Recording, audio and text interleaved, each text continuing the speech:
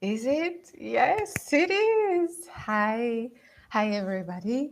Welcome back to the free Bite-Sized Masterclass series for people who manage people in teams.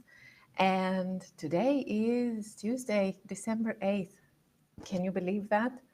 Right. Uh, yeah, I can't believe it either. But hey, this is why I put the light on. So we get that holiday spirit and we get into that relaxing state of mind. Because, by the way, what we are going to talk about this week is the recovery stage in the high performance cycle.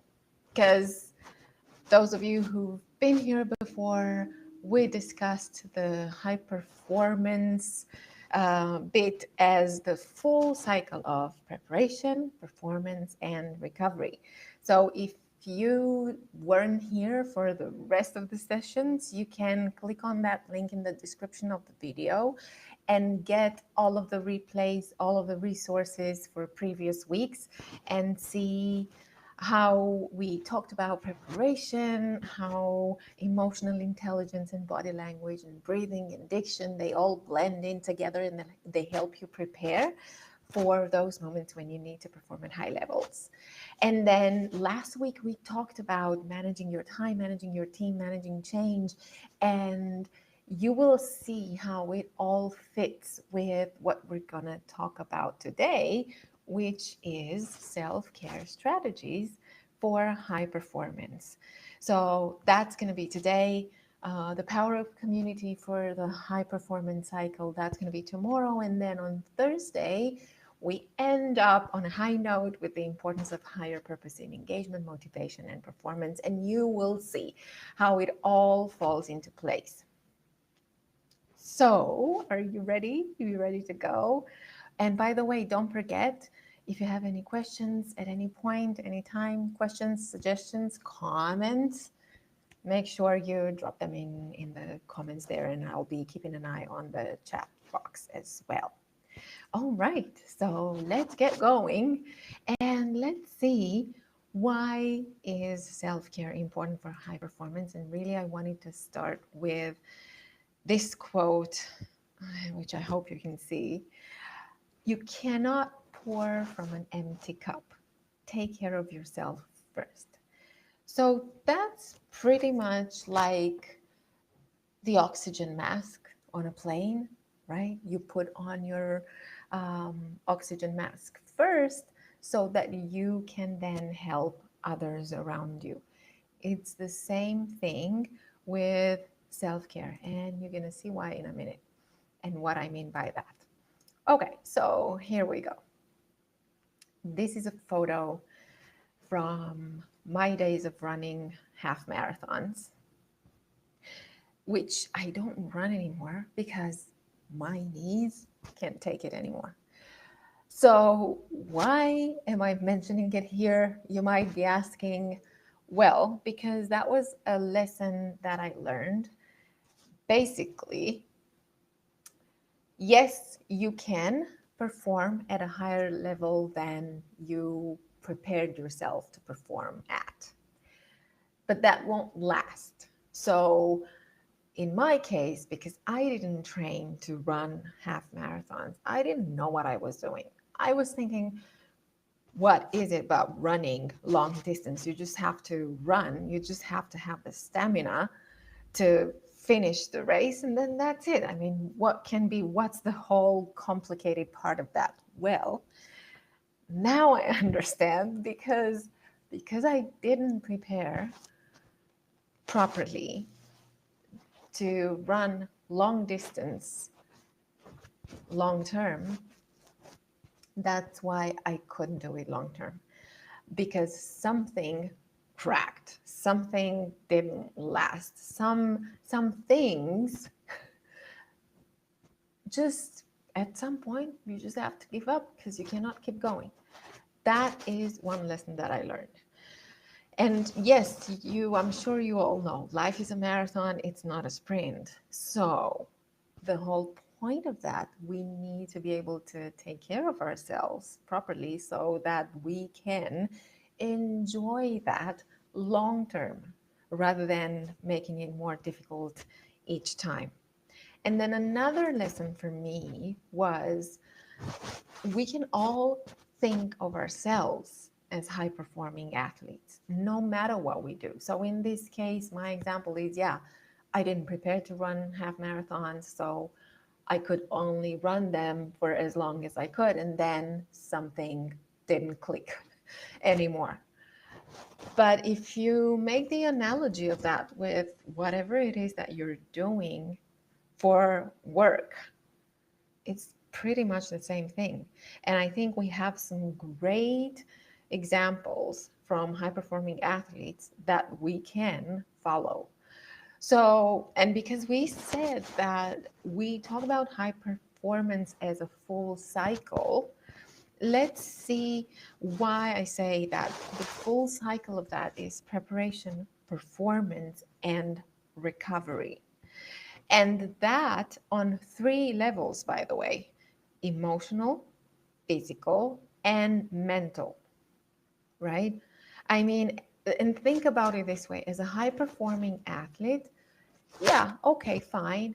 I can train just on the technical side. So I'm actually able to, if I'm a runner, I'm actually able to run and run long term and win the race. But then high performing athletes also choose to prepare themselves on all of these three levels: emotional, physical, and mental, because they know in that highly competitive environment where everybody is physically fit and ready and prepared to win the race, that's when the emotional and the mental states will make the difference in for those 2 milliseconds, half of seconds of being the leader, being the winner, and finishing second or last. And think about it this way. I like to draw another analogy here. So bear with me on analogies, but hey, you can always make the comparison between what it is that you're doing at work. And think about it this way. You're a high performing athlete. So, and the Olympic Games are every 4 years. Now, what happens is, as a high performing athlete, I don't start training, I don't start preparing to go to the Olympics and participate and high perform there a week before that, or a month before that, or even 6 months before that. I train myself to get to the Olympics for the full 4 years in between, right? So that I can perform at high levels when I get there, so that I am ready to win the competition when I'm there. But I keep putting all of the effort constantly, regularly, keep preparing and self-caring regularly so that when I'm there, I have the best chances of winning. That is why I say high performance is a cycle. And then not that I'm just preparing myself during the full 4 years that it takes me to get there. Well, unless we have a pandemic and then it's postponed and then it's going to be 5 years, it's not going to be four. So anyway, let's hope that doesn't happen too often. So I train for the full 4 years. And then I also, during this time, I also prepare and I also learn what I can do to recover after high performance and also after disappointment. After, let's say, I'm at the Olympics, I'm in a race today, it's not my best day, so I don't get the result that I was hoping for, that I worked for, that I trained for. I don't get it today. And now the recovery comes in place, because that's what's going to help me pick myself up mentally and physically and emotionally so I can perform at a high level again the next day or the day after next, so that I get a better result then, so that I get the result that I worked for and trained for the 4 years. That's where recovery is super important. Not just for, oh yeah, okay, fine, I went to the Olympics and now I need to recover because I worked so hard. Yes, that's one. But second, what if I'm having a bad day when I need to perform at high levels? What do I do to pick myself up? What do I do to put myself in a different kind of energy level, in a different kind of perspective? What do I do to not struggle mentally and emotionally? Because we all know that's a huge part. That's such a huge part of us feeling successful or not feeling successful, no matter how much we postpone this conversation, no matter how much we don't like to have it. Because, yeah, it's about emotions, touchy feely. I don't like it because it's about work. Well, guess what? They still work underneath. The whole roller coaster is there underneath, even if I don't see it. It's like the iceberg.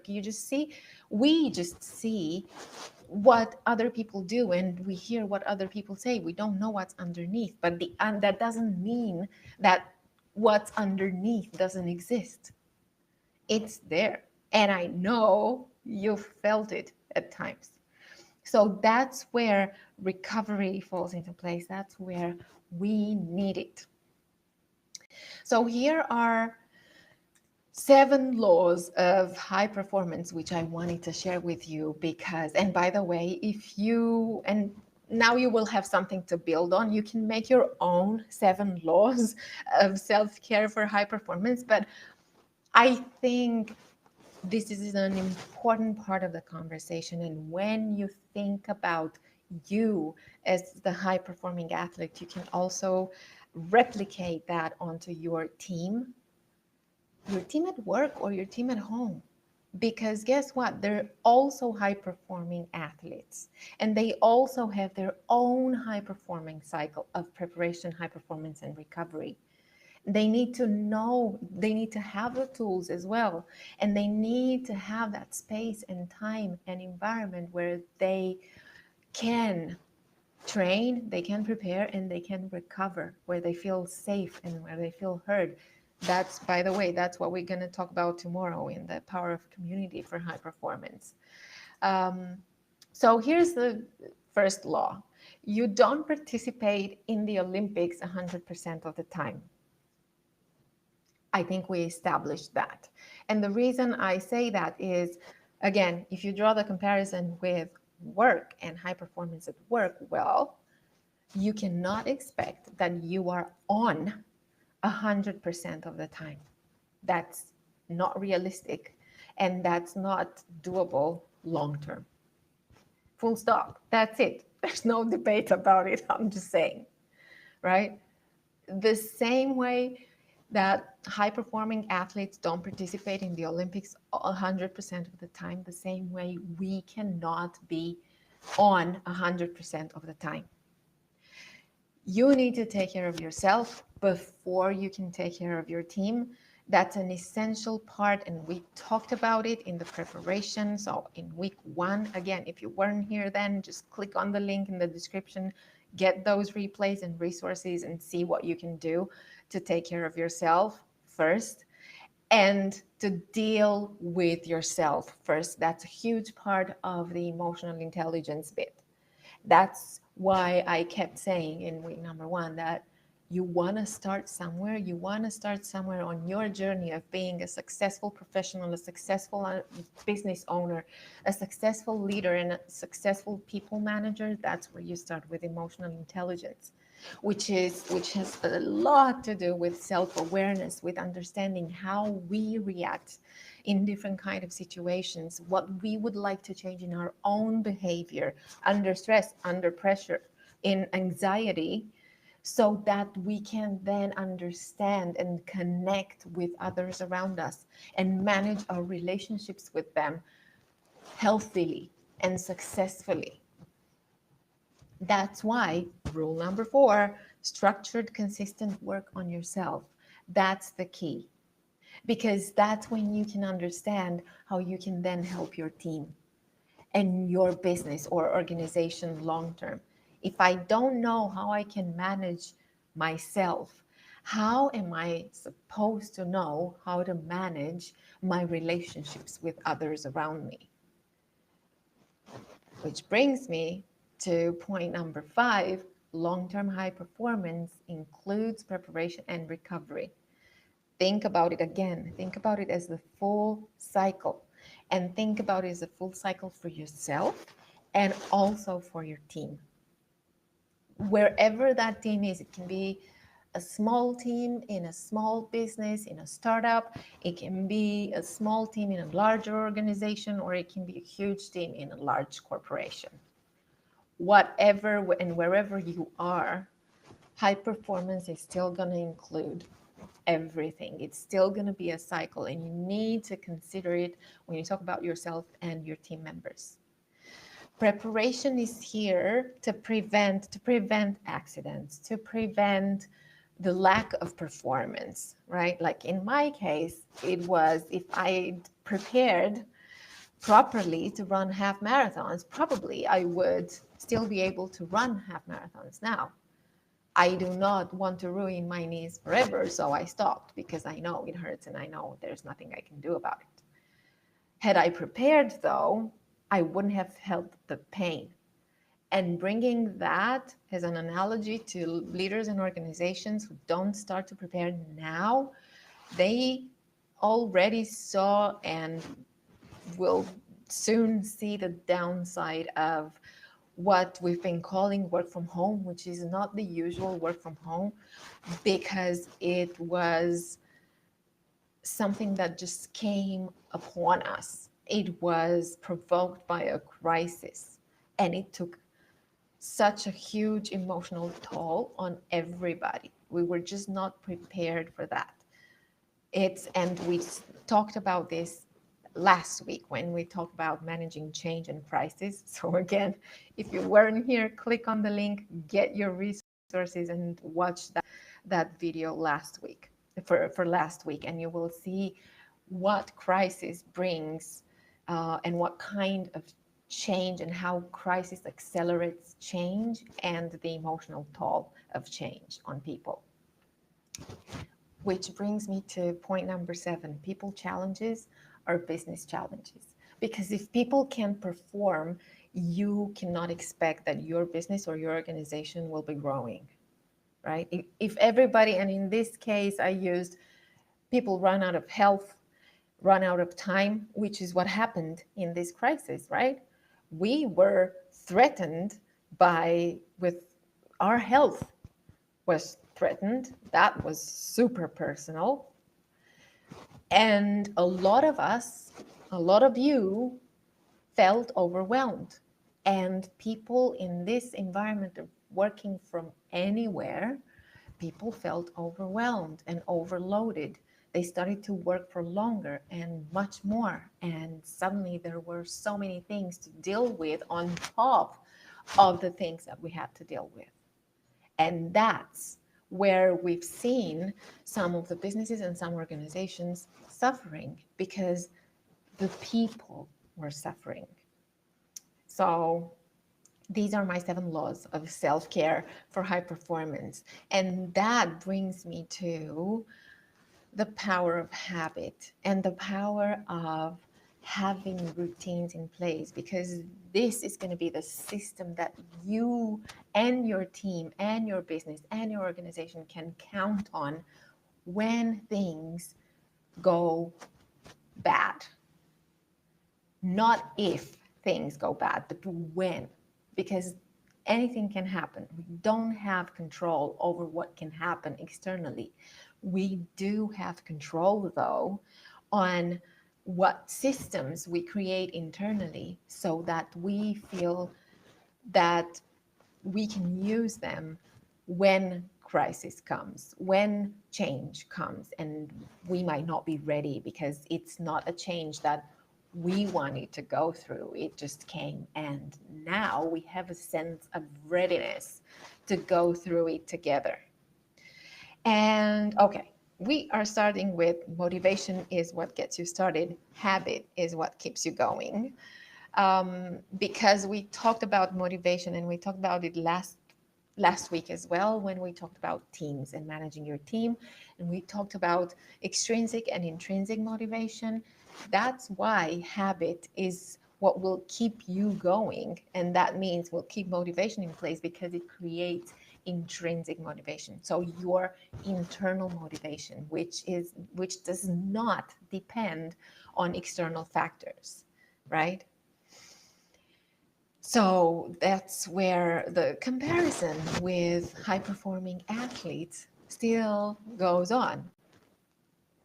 Okay, so let's see what that means and what we can do to create habits that in turn though create those routines that we need for self-care. And now you can choose. So what I'm going to do here, I'm not going to say you do this or else because really nobody has the recipe right now, and I don't think there's a one size fits all recipe, right? We all have our own mechanisms, our own techniques, our own strategies, our own things that work or don't work. I'm just going to give you a few ideas of daily routines which you can use in the morning, in the afternoon, and in the evening. Yes, 3 times a day. It sounds like going to the doctor, right? But the reason why they're split like that is also because we do have our own pace and rhythm throughout the day. So at different times of day, we might need different levels of energy, or we get into different levels of energy. And if I need to get a different kind of level of energy, then there's something different that I need to be able to do to get me in that level of energy. That's why. So again, these are ideas for you to try, see what works, what doesn't work for you, ditch it, and then you just keep what works for you. But what works, keep it there in place, and I will let you know how you can do that. So for morning, you can either meditate, read or listen to something inspiring. With meditation, again, some of you I know that um, some of you like it, some of you don't like it.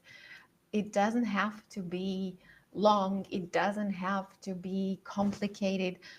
Sometimes the best form of meditation is just breathing and concentrating on your breath. The benefits of that is that it really helps to calm your monkey mind, what we call the monkey mind, which is the agitated, stressed, under pressure, anxious mind that has to do something all the time so that it doesn't have to focus internally. This is what meditation does. If it's for you, fine. If it's not, fine. Read or listen to something inspiring. Again, find something that builds you up, that doesn't drag you down, like the news, for instance. If the news is not for you because it influences you in a bad way, then don't do that. Just listen to an inspiring podcast or to your inspiring music playlist. Journaling, that has the benefit of you actually downloading your mind somewhere where you actually see your thoughts. So that takes the pressure off your brain because you basically see what's in here. That's why I said download. Um, if you want to write it, fine. If you want to record your voice, fine. Whatever works for you. Again, we learn and we communicate in different ways. Some of us are more visual or more kinesthetic. We need to write and touch things so that we feel that we really did that activity. Some of us need to hear our voice as we speak so that we understand that activity even better. So if recording works for you better, fine. Or it can be a combination of these two. Why I love that is that it's also a good measuring tool. So you will be able to see what you put down this week a month from now and also see the progress that you've made during that month, or the lack of progress. And as disappointing as that may sound, if you see a lack of progress in an area where you were hoping for progress, where you wanted to make progress, maybe that's a sign that you need to change some of your behavior so that you actually get the result that you wanted. Again, it's going back to the high performing athlete. I'm going to see, as a high performing athlete, I'm going to see if my time has improved in running the race, right? If it hasn't improved, then I need to be doing something differently so it does improve. Exercising. Now, when we think about routines, we do think about exercise. So, yoga, running, workouts, walking, biking, whatever works for you. Um, it doesn't have to be long, it doesn't have to be hours and hours of training.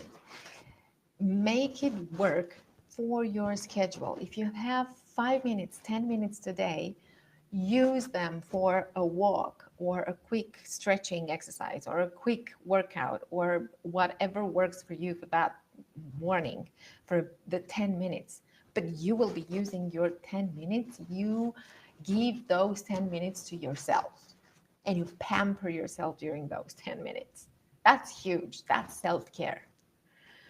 And then maybe tomorrow you have more time. Maybe tomorrow you have 30 minutes available during the morning, and then you do a 30-minute workout. So again, rather than pushing for those super unrealistic deadlines and timelines and durations and everything, be flexible and make them work for you, but rather do them regularly for 10 minutes or 30 minutes. It doesn't matter. The important thing is you do that. Power poses. We talked about power poses on day 2, week 1. So if you weren't here then, go click on the link in the description and get that replay, and you will see why power poses help you with getting a different kind of energy, a different kind of perspective on things. And then at noon again, at noon or around noon, our energy levels drop. So that's when, if you need a break, what the simplest way is to just take 5 and just think about something that you appreciate yourself for. So it can be something like, you know what, I've actually had a productive day today. Or I finally finished that project. Or I finally started to work on that project that I was procrastinating on, right? How many times do we focus on all of those things that we could have done better, that we could have done more of, that we could have done differently, that we made so many mistakes on and so forth? And how often do we just stop and say, well, actually, you know what? That was a work well done today. Again, power poses at noon, they just boost more energy as well. And breathing exercises. Breathing exercises, we did them week 1, day 3. So again, download those resources in the link in the description of the video. And then in the evening, just think about 5 things that were great that day. And that will put you in a different kind of mood and a different kind of perspective. And again, you can journal, recall, or record them. You can also listen to a meditation or read something that relaxes you, that helps you calm down. Again, calm your monkey mind. Whatever you do, get off your device an hour before bed. First of all, because of the blue light, and even if you have blue light filters on your mobile, which I think you do, that still, whenever we scroll on social media like that, we get those adrenaline and dopamine levels high, and that doesn't help us get into that relaxing mood that we need for quality sleep. Because it's not about just the quantity of sleep, but it's also about the quality. Because again, think about yourself as a high performing athlete. If you don't sleep well, How are you going to run the race tomorrow and win it? And not just tomorrow, the day after tomorrow as well, right? So the call to action for you as a high performing professional is this: choose your morning, day, and evening routine and try things out. That's what I'm saying. Whatever you do, schedule them in your calendar. And I'm going to tell you why. Because in this environment of working from anywhere, your private activities are important business and they're your business. So treat them seriously. It's not, and you know your schedule, you know your daily schedule, your daily work schedule, your daily family schedule, and so on. Plan your time for your routines with that schedule. Embed that in your schedule. And initially start with a 30-day practice. And then during these 30 days, just monitor what works and what needs to be changed. And then you embed those changes and schedule the next 30 days and try things out. Whatever you do, allocate 90 days for the routines to be set in stone, so to speak. Because here's the thing, we know that it takes 21 days to form a new habit. But look at this: integrating change and integrating habits takes longer. Because, yes, I do form a habit, but that doesn't mean that I will keep it as a routine. Even after 21 days of forming that habit, I still need to integrate it into everything that I do so that it becomes a routine, so that I don't even think about it. It's just something that I do because I do. And that's that. And what you're going to find is, and those of you who've already tried it, you know what I'm talking about. The first days are going to be hard because some of that will hurt. Some of that I won't like. Some of that doesn't work for me. And then the next 30 days are going to be messy because I keep trying things and I don't seem to find what works for me and what doesn't, what gives me the results and what doesn't. And this is why it's hard and messy, because I don't get to experience the results of that immediately. I don't, it's not like, I go and I buy this pen and then I look at it and I have it and this is the result of my action of buying it. No, I don't get tangible results. I don't get visible results. So how am I going to be happy about it when I don't see the result? I keep struggling. I keep struggling to keep that routine in place, to keep that schedule, and I keep tweaking it. And still, what is the result?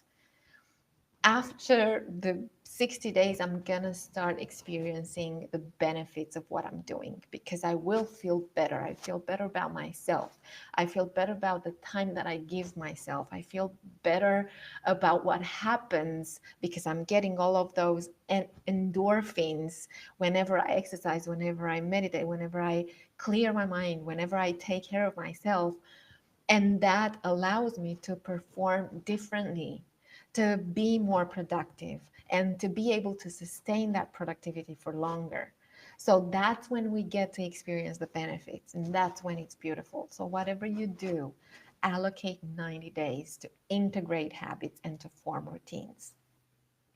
Now, also think about this for your team. If you're able to share a little bit of what we did here with your team and help them understand what they can do for themselves, you will just have a happier team and happier people.